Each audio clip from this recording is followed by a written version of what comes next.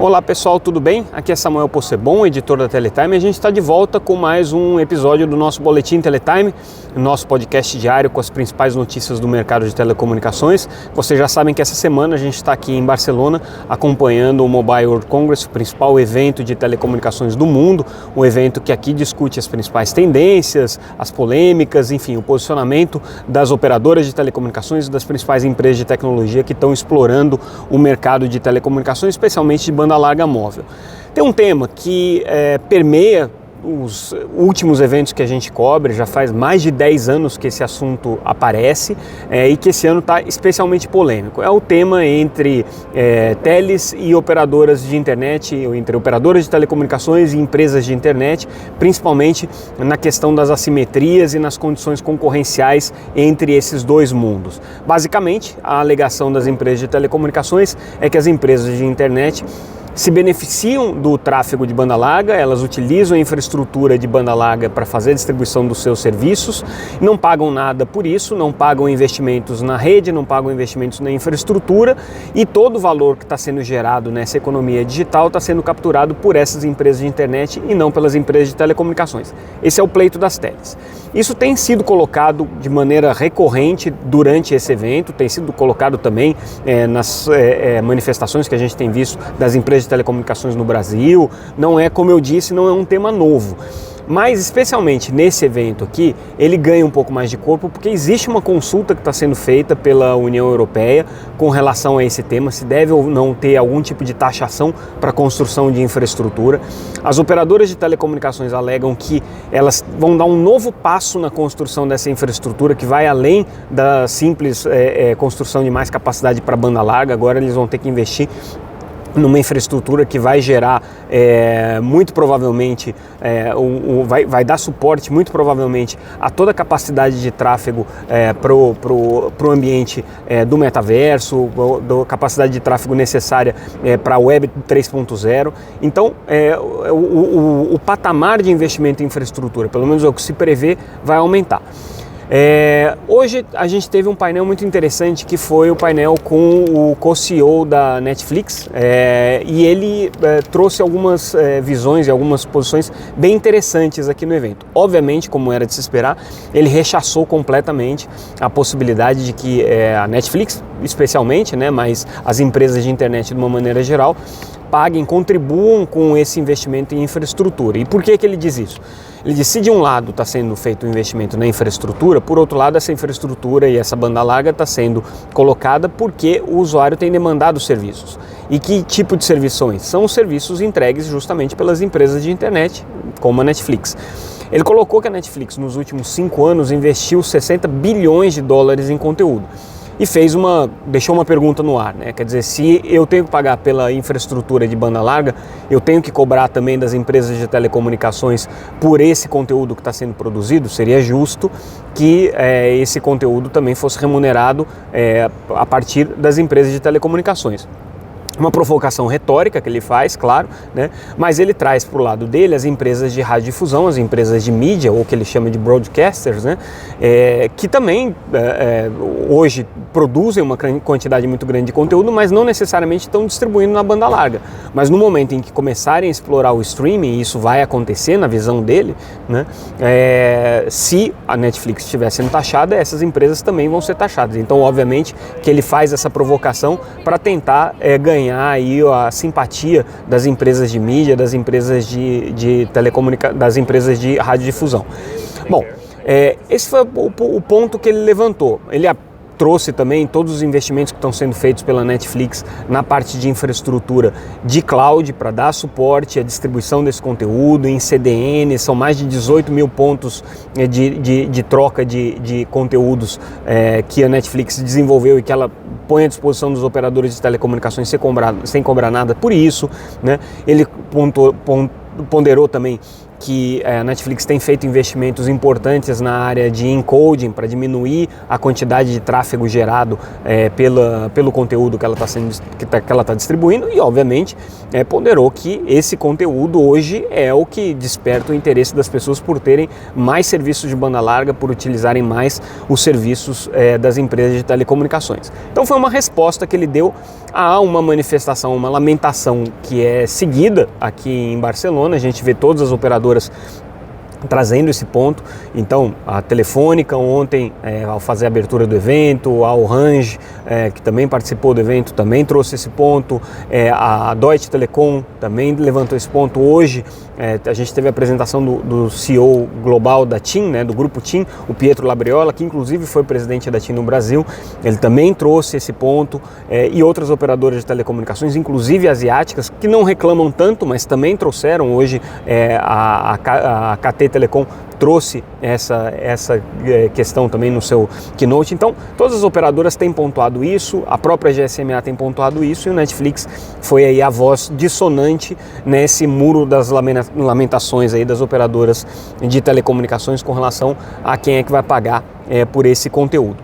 Mas o pano de fundo é que existe justamente essa disposição aí da União Europeia de criar mecanismos de taxação para a construção dessa infraestrutura. Netflix, então, rechaçou isso daí. Esse foi o grande fato do dia. Mas a gente teve outras apresentações interessantes. Como eu mencionei, o Pietro Labriola, presidente do Grupo TIM, também fez uma apresentação aqui. E o legal da apresentação do Pietro é que, como ele foi presidente da Operação Brasileira, ele utilizou o exemplo do Brasil para mostrar um pouco daquilo que ele entende que as operadoras de telecomunicações, principalmente aqui na Europa, deveriam fazer para voltar a ter um ambiente de negócios mais favoráveis para ela e resultados melhores. Ele destacou que a TIM no Brasil hoje é a vaca leiteira, vamos dizer assim, o cash cow do grupo TIM, é onde eles geram a maior margem, a maior sobra de dinheiro tem sido gerada justamente no Brasil. Então isso aí ele coloca como um caso à parte, que é decorrência dos ajustes que o Brasil passou, de concentração de mercado, agora são só 3 operadoras, é decorrência também de algumas estratégias de negócio que aí ele trouxe como exemplo. Por exemplo, as parcerias que a TIM fez no Brasil para utilizar a sua base de distribuição de conteúdo, a sua base de distribuição de produtos, os seus pontos de venda e também os seus pontos de atendimento para outros serviços. Caso da parceria com o Grupo C6, por exemplo, para serviços bancários, que foi muito exitoso nesse aspecto. Então ele trouxe isso como exemplo. E ele falou do que está acontecendo, o paradoxo que está acontecendo aqui, que é o paradoxo das redes neutras ou das empresas de infraestrutura, que valem mais do que as operações em si. A Orange já tinha trazido isso na palestra de ontem, então esse é um ponto que a gente está destacando aqui no nosso noticiário, que é o fato de que quando você pega isoladamente uma empresa de infraestrutura, ela é mais bem valorada pelas empresas investidoras, pelos fundos investidores, do que uma operadora que tem essa mesma infraestrutura, mas também tem a obrigação legada de prestar os serviços. E o que o presidente da TIM destacou, o Pietro Labriola destacou, é que isso abre uma oportunidade para as operadoras de telecomunicações conseguirem se rentabilizar, Então eles conseguem vender essas suas unidades de rede. Isso foi feito no Brasil, com a entrada aí de acionistas, investidores, nessa infraestrutura. Criou no Brasil o mercado de redes neutras, que talvez seja o mais desenvolvido do mundo, com Vital, com Fibrasil, com iSystems, com todas as empresas aí que estão participando aí do mercado de rede neutra no Brasil. Cria uma oportunidade, mas é um paradoxo. E por que existe esse paradoxo? Qual que é a explicação que eles dão para isso? Justamente o problema da carga regulatória, Então essas empresas de infraestrutura ou de redes neutras, como queiram, não tem a carga regulatória que se tem nos serviços de telecomunicações tradicionais.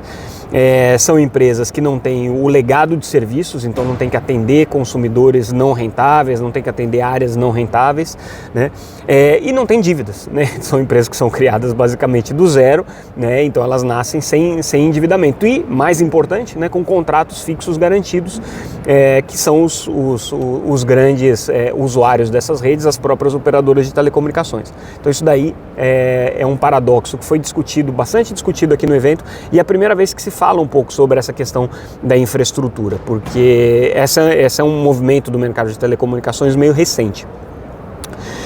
Ontem a gente trouxe no nosso noticiário uma informação de bastidor aqui do que está acontecendo em Barcelona, que é uma pressão muito grande para que na Conferência Mundial de Radiocomunicação, que vai acontecer em Dubai no final do ano, no final de novembro, começo de dezembro, haja uma posição da WRC e da UIT, portanto, da União Internacional de Telecomunicações, com relação à questão do espectro não licenciado na faixa de 6 GHz. O que as operadoras de telecom querem é que essa faixa seja dedicada também ao serviço de 5G. Contam com o apoio de alguns fornecedores, notavelmente a Huawei e a Ericsson, estão mais ativas aí com relação a esse pleito das operadoras de telecom.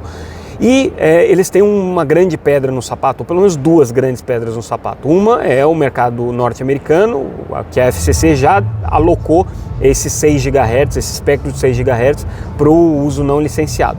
E o outro é o Brasil. O Brasil também tomou essa decisão em 2021 e aí a perspectiva é que o Brasil precisaria reverter essa posição para que o pleito das operadoras de telecomunicações tivesse força. Aí hoje o presidente da Anatel, Carlos Baigorre, deu uma entrevista aqui no Mobile World Congress dizendo que não vai rever. Tá? Essa é uma decisão tomada, não tem mais discussão, o Brasil não vai rever essa posição, pelo menos não sem seguir todos os ritos que precisam ser seguidos ali, que é ter uma motivação, entrar na agenda regulatória, depois de entrar na agenda regulatória isso aqui tem que ser analisado, tem que ter um parecer técnico. Ele nem abriu a possibilidade dessa discussão começar a acontecer. O Brasil tomou essa decisão em 2021 e ele é firme nessa posição. Como presidente da Anatel, ele diz: isso aqui não vai ser revisto, pelo menos não vai ser revisto tão cedo. Interessante essa posição dele, porque meio que acalma o pessoal que defende a faixa de 6 GHz para uso não licenciado, que estava com medo de perder um pedaço dessa faixa, e bota aí essas empresas de telecomunicações e as empresas fornecedoras que advogam pelo uso da faixa de 6 GHz também para o 5G, em estado de alerta, porque afinal de contas, se o Brasil não revisitar a sua posição, enfraquece todo esse movimento global aí de tentar destinar essa faixa, pelo menos uma parte dessa faixa, para o 5G. Então, Baigorre aí jogando um balde de água fria em quem tinha alguma pretensão de reverter essa situação. Mas o lobby acontece, tá? Isso aqui é a conversa de bastidor. Tem dois temas hoje que a Anatel e as autoridades aqui presentes estão sendo demandadas em todas as reuniões. Tem uma delegação imensa aqui, tá? De parlamentares e de representantes do governo. Muita gente do Ministério, muita gente da Anatel. A Anatel está em peso, todos os conselheiros estão participando do evento aqui em Barcelona. E aí as duas pautas que aparecem a todo momento são espectro de 6 GHz e taxação das empresas de internet. São esses, pelo menos a gente apurou aí junto a membros da delegação, que esses são os dois temas constantes que em todas as reuniões essa delegação brasileira está tendo aqui em Barcelona, estão sendo colocados aí para debate. Outro ponto que o Baigorre mencionou na apresentação, na coletiva que ele deu, foi com relação à questão do bloqueio que a Anatel está fazendo nas caixas IPTV não homologadas. Ele disse que parece que está dando certo porque a Anatel começou a receber um monte de reclamação de usuários de IPTV que as caixas não estão mais funcionando porque foram bloqueadas ali pela Anatel dentro de uma política de bloqueio que estabelece que as caixas não homologadas, por terem riscos de segurança cibernética, podem ser bloqueadas pelas operadoras. Então a Anatel está atuando junto às operadoras para que elas bloqueiem o IP dessas caixas aí. Parece que está funcionando. E para a gente fechar um pouco a nossa avaliação do evento de hoje, eu queria trazer a mensagem, né, que fica aí das principais conversas, dos principais debates, das principais palestras e keynotes que aconteceram aqui. Acho que a palavra do dia talvez seja colaboração. A gente viu isso aparecer em vários momentos com diferentes indústrias buscando se juntar às empresas de telecomunicações, empresas de telecomunicações se juntando entre si para colaborar e tentar chegar aí a objetivos comuns. Então, um exemplo bastante interessante foi o da Singtel com a KT, a operadora Singtel de Singapura, e a KT da Coreia. Anunciaram uma parceria para investimentos em cloud e em data centers na região em que elas atuam, aquela região do Pacífico, e é uma aliança muito interessante porque permite não só que elas reduzam os seus próprios investimentos nessas áreas, como também possam expandir territórios. Então elas têm planos aí de avançar para territórios em que nenhuma das duas atua, justamente por terem um esforço conjunto de investimentos e de desenvolvimento de serviços digitais. Outra empresa que veio para o evento e pediu colaboração com as empresas de telecomunicações foi a Lockheed Martin, fabricante do setor aeroespacial, né, uma das principais empresas do setor aeroespacial. Ela ponderou que ela tem necessidades muito específicas e críticas de comunicação por questões de equipamentos que ela produz para os departamentos de defesa, tanto dos Estados Unidos quanto do Reino Unido, países europeus, né? Então isso tem necessidade de comunicação crítica muito específicas. Ela pediu colaboração nesse sentido, em viagens espaciais, porque aí você entra num universo que inclusive não tem nada, né? Então como é que você vai fazer conectividade na Lua, como é que você vai fazer conectividade em Marte, localização fora, né, da órbita terrestre, como é que você faz para resolver todos esses problemas que a ciência vai ter que resolver no momento em que você tiver um processo de exploração espacial que vá além da Lua, né, eventualmente chegando aí com o ser humano chegando em Marte também.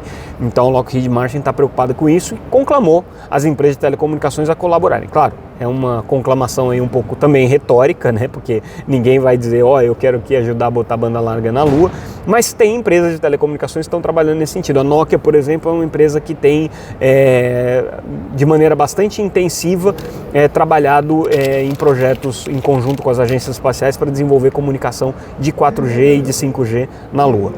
E com isso eu finalizo a nossa análise do dia. Depois tem muito mais notícia, acompanhem lá o nosso boletim. Se vocês entrarem no site www.teletime.com.br, vocês vão ver a íntegra de todas essas matérias aqui. Tem muito mais coisa, né? Conteúdo muito mais detalhado do que aquilo que eu estou trazendo aqui. Aqui é só uma visão geral do que aconteceu nesse segundo dia do Mobile World Congress. A gente fica por aqui, amanhã a gente volta mais uma vez. Obrigado pela atenção e pela audiência de vocês. Até mais, pessoal.